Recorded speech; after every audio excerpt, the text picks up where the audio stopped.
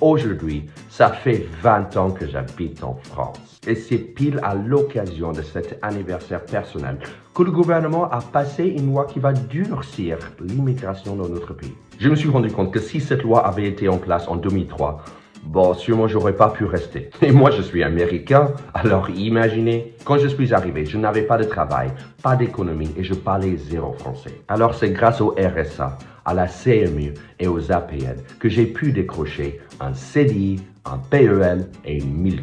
Je n'aurais jamais su connaître la différence entre un Roquefort et un bleu d'Auvergne et comment les couper dans deux façons bien distinctes. Je n'aurais jamais su conjuguer le verbe croître à la subjonctif. Toujours pas d'ailleurs. Et c'est le subjonctif.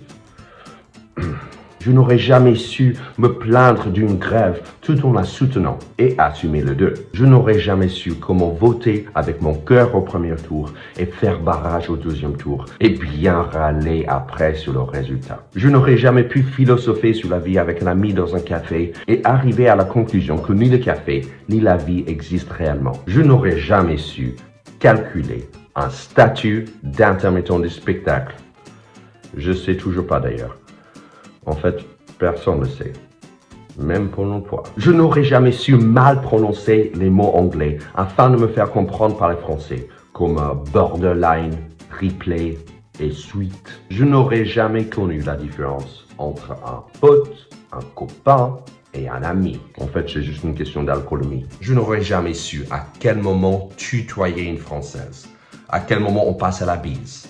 À quel moment on passe à la baisse? Je n'aurais jamais su jouer à la pétanque en buvant du pastis et qu'il faut y ajouter de l'eau. Je n'aurais jamais su quoi faire à un rond-point, c'est-à-dire foncer en premier comme un bâtard. Je n'aurais jamais su le moment exact pour débrancher une machine à raclette. C'est pile entre le moment où on sue et celui où on vomit. Je n'aurais jamais appris comment ne pas être pressé parce que l'argent et la carrière ne sont pas les seules choses qui comptent dans ma vie. D'ailleurs, la vie n'existe pas. Je n'aurais jamais eu des enfants qui disent « je t'aime » à leur mère et « you suck » à leur père. Bref, je n'aurais jamais été français.